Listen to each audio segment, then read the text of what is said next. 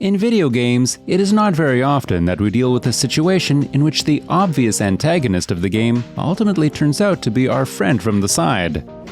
As it turns out, GTA San Andreas not only has many interesting threads and plot twists, but is also enriched with just this type of treatment.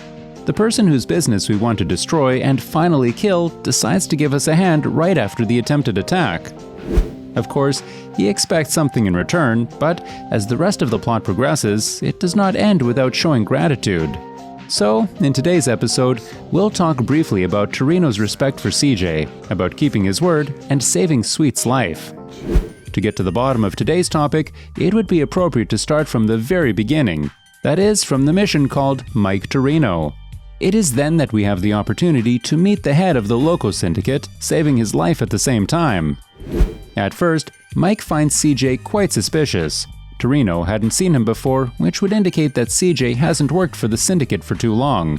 And yet, he was delegated to such an important task.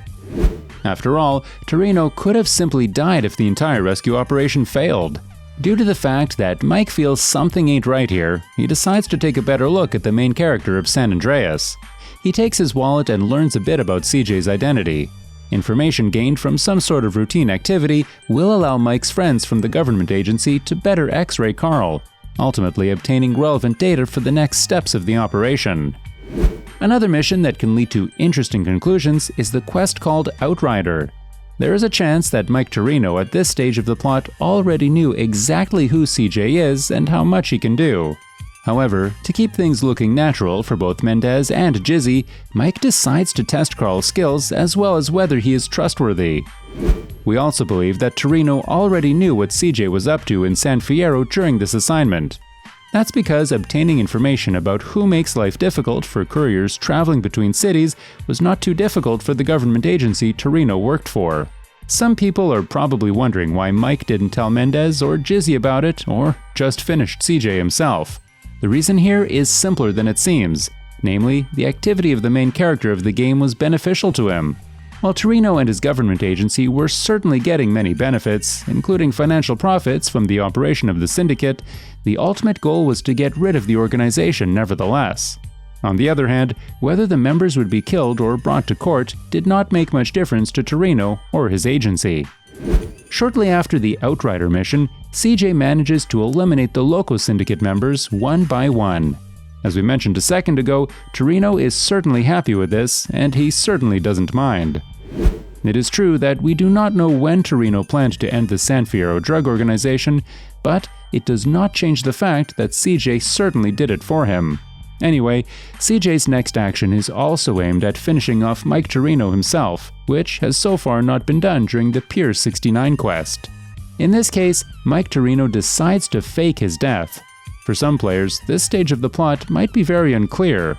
Why does Mike plan his death if a few days later CJ learns that Toreno's entire plan was a big hoax? Well, Mike wanted everyone to think that he was simply dead, or at least for the near future. Now this is a two-man job. You'll need a friend. Use your sister's boyfriend, but don't tell him a thing. Remember, I'll be watching you. Therefore, the answer to the question of whether Toreno blamed CJ for trying to kill him suggests itself. Absolutely not. Moreover, Toreno perfectly understood CJ's behavior and motive. Mike also knew CJ didn't want to kill him for any personal plaintiffs. CJ's attempt to finish Toreno was only made in order to harm Big Smoke. All this will be confirmed a bit later. Meanwhile, as a curiosity, it is worth mentioning that while following the plot of the Loco Syndicate, we may notice a certain irregularity. Until the mission Pier 69, the surname of a secret agent does not appear in any of the dialogues. We can only hear his name repeatedly.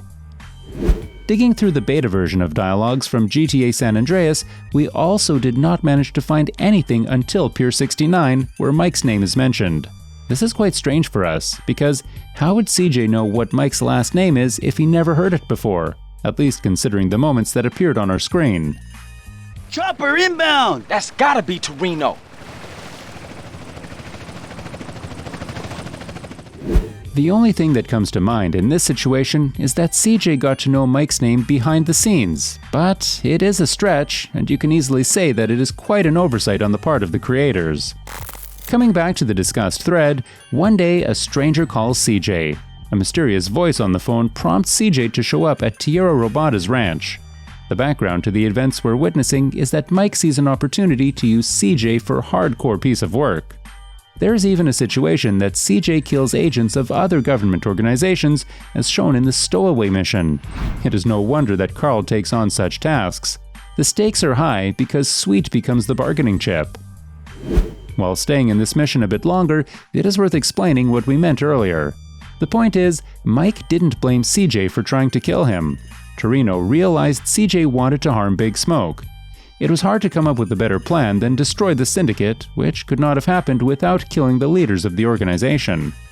Toreno himself even says that he and Carl are the same.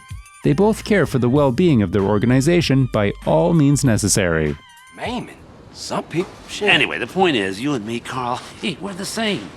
Now yeah, it's a dirty job, but somebody's gotta do it. The recent missions for Mike Toreno perfectly show that you have to work hard to achieve the unattainable. The mission Vertical Bird is the best example of this.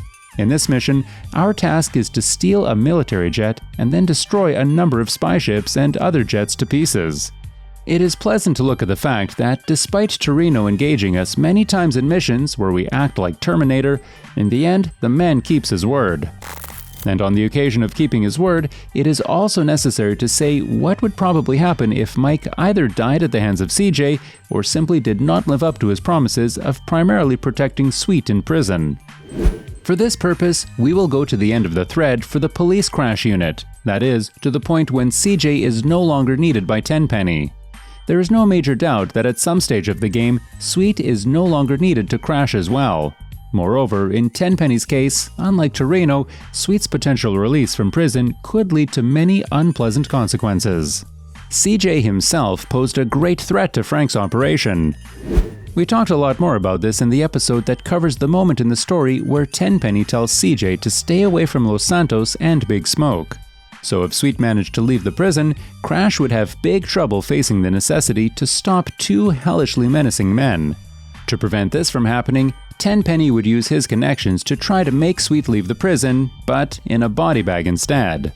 Sweet, without Mike's protection and without any weapons, would have had absolutely no chance to survive. This situation shows that after the High Noon mission, if CJ had not had such a powerful ally as Mike Toreno, Sweet would not have lived too long. Summarizing all this, it is worth saying a few words about the relationship between CJ and Mike Toreno. The threads discussed today show that there is a good chance that Mike had a lot of respect for CJ. Yes, business was the main reason Mike spared CJ's life, but looking at the fact that Toreno kept his promise, it is safe to say that he saw in the main character of the game both great potential and partly himself. If you feel like we missed something in this episode, feel free to let us know in the comments. In the context of today's video, we recommend that you watch the episode in which we talked about the cooperation between Big Smoke and the Loco Syndicate. In the meantime, we will see you in the next episode. See you soon!